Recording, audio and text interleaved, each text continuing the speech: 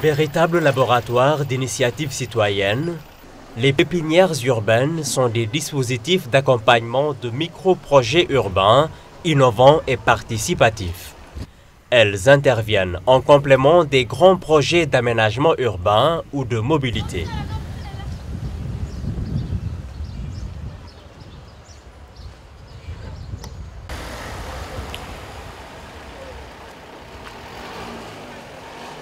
La gare routière de Rufisque, à 25 km à l'est de Dakar, fait partie des sites pilotes.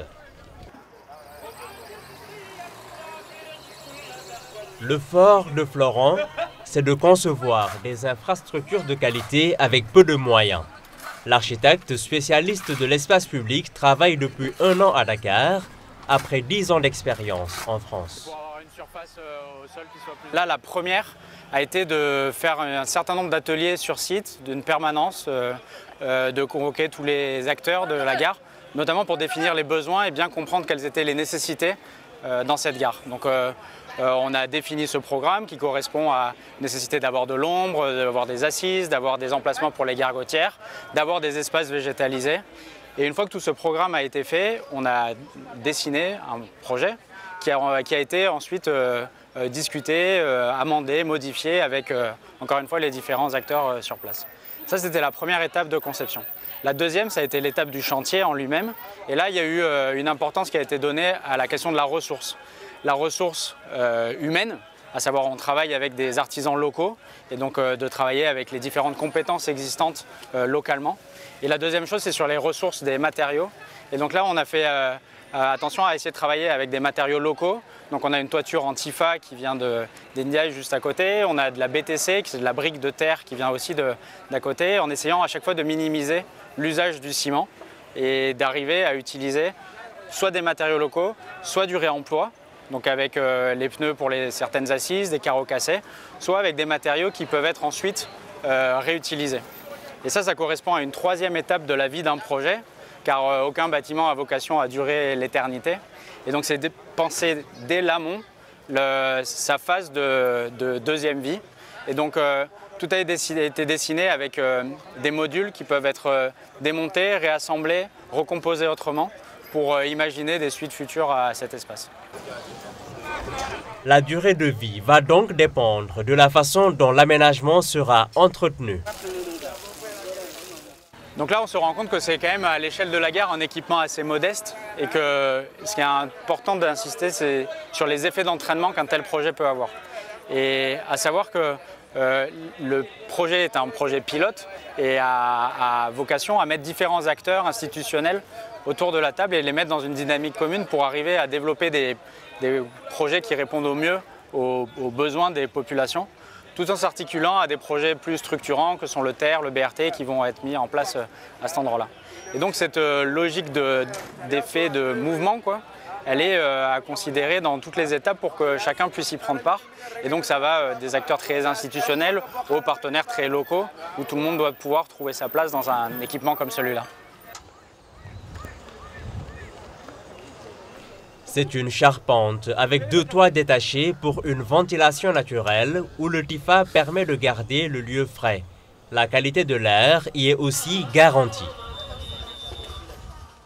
Il y a différents îlots végétaux qui composent le lieu et qui sont orientés au sud et qui servent de premier écran, notamment pour cette question de fraîcheur, en plus du côté décoratif et d'agrémentation du lieu.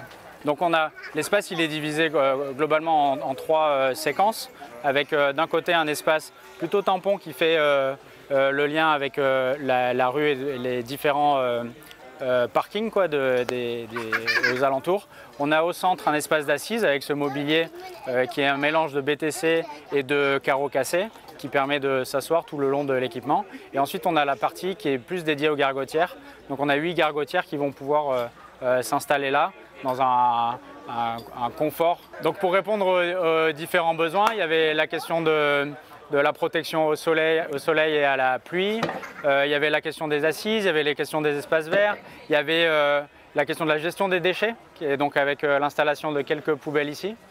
les gargotières. Et puis voilà, il y a comment arriver à donner un espace plutôt de qualité dans cette gare qui en manquait jusqu'à présent et qui, avec vocation à être démultipliée peut-être dans la gare pour arriver à ce qu'on ait une qualité pour les usagers et pour toutes les personnes qui travaillent et qui transitent ici, qui soient à la hauteur des enjeux de demain.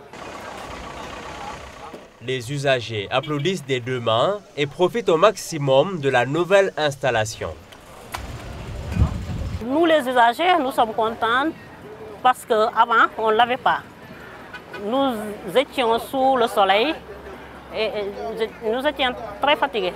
Mais à ce moment, vous voyez, nous ne sommes pas sués, on est à l'aise et nous ne sommes pas pressés de prendre le bus.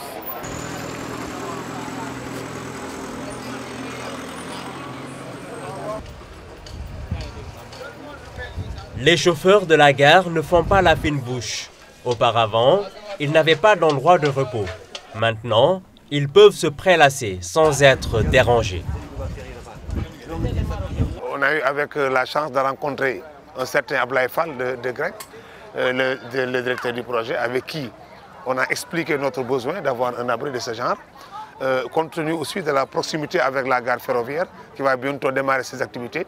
Vraiment, on a voulu, comme on n'avait pas les moyens de le faire, on a voulu vraiment être accompagné pour avoir un tel projet, vraiment qui va de pair avec la nouvelle gare ferroviaire. D'ailleurs, il y a un comité de gestion qui a été mis sur place, composé des acteurs de la gare routière, du président du Forail, de la Fédération des habitants du Sénégal, de l'UCG, de la service d'hygiène, d'un représentant du préfet, l'adjoint au maire. Donc il y a un cadre qui sont regroupés pour vraiment faire vivre le comité de gestion qui va veiller sur la durée et la longévité de ce projet. Depuis bientôt 6 ans, la Fédération sénégalaise des habitants construit la ville pour la communauté. C'est une fédération de groupes d'épargne composée surtout de femmes. Les membres de la FSH épargnent ensemble pour améliorer leur habitat. Elles se réunissent pour faire entendre leur voix auprès des autorités.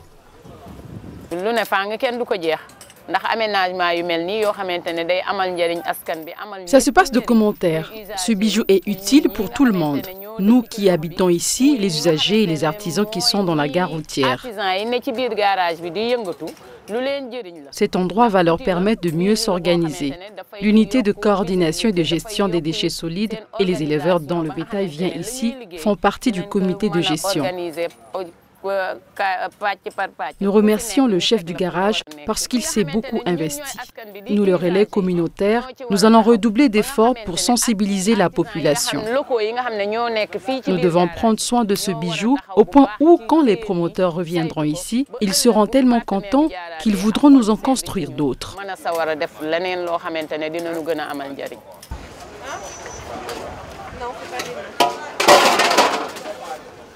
Les gargotières ne sont pas en reste. Elles sont en train de se concerter pour voir comment occuper l'espace.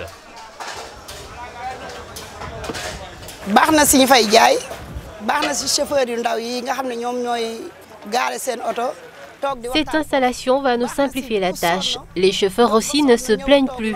Je les vois discuter là-bas tranquillement. Même certains passants fatigués y trouvent de l'ombre. Quand je passe là-bas en allant au marché, j'ai du baume au cœur. L'air est pur aussi, grâce aux plantes.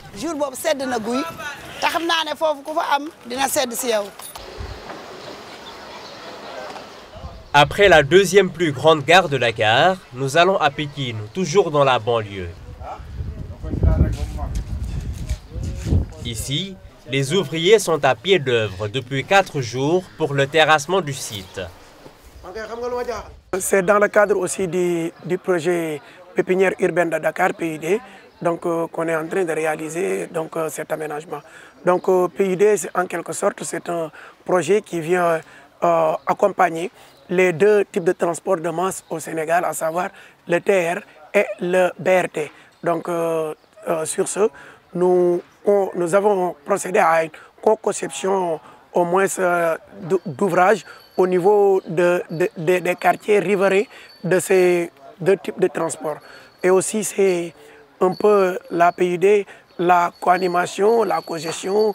Donc, à Lucie, nous réaliserons cet ouvrage au bénéfice des populations et par les populations aussi. Au niveau de ce site de Pikine Ouest, à la cité TAF 1, il y a 3 espaces. Primo, il y aura un espace de détente, un espace d'aire de jeu pour les enfants et un autre espace, une esplanade de cérémonie avec un terrain de basket. Donc c'est ce qui sera réalisé sur ce site. Le projet est financé par l'Agence française de développement et ONU Habitat à hauteur de 20 millions de francs CFA, soit plus de 30 000 €. Et au milieu du site, il y aura pas tard. Par rapport à cette pépinière, donc, la pépinière urbaine de Dakar est financée par deux structures, à savoir l'Agence française de développement, donc AFD, et ONU Habitat. Donc c'est les 2 financeurs de ce projet. Donc dans le cadre de ce projet aussi, il y a des structures qui se regroupent, à savoir le GRET qui est une ONG française, Urbasen qui se trouve être une ONG sénégalaise, il y a aussi le cabinet, etc. Donc Transitech, il y a le CETUD, il y a aussi la CETER, il y a Urbamonde, donc, qui est aussi un partenaire stratégique de Urbasen. Donc il y a aussi l'APIX qui gère tout ce qui est foncier dans le cadre de ces projets. Donc c'est ça en gros les structures qui se regroupent autour de ce projet PUD.